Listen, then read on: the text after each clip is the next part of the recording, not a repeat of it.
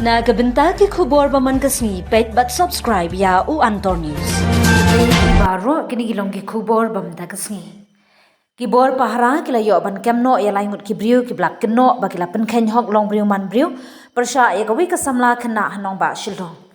Karkum ka jing ujor ka blak pentip da ki bahayeng ka Khynnah kala ja arngai na du ka Manbriew trik unailar arhajal arpsan ha ka por janmin.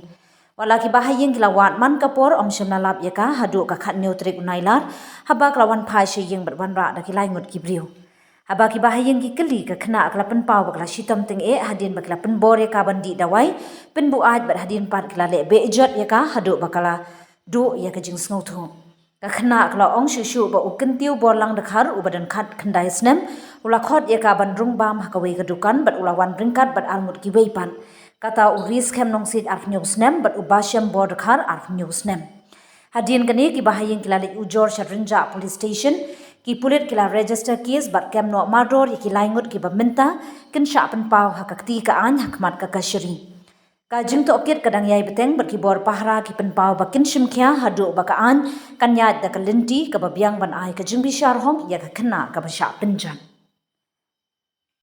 Hello Meghalaya turns 1 year ago, a small idea sparked a dream which materialized in the form of a screen, an OTT platform to tell stories from the heart of Meghalaya to the world, with over 3.8 lakh downloads and over 1.1 crore views.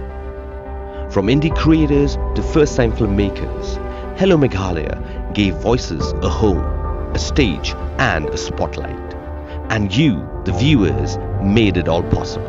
1 year down, 1,000 stories to go.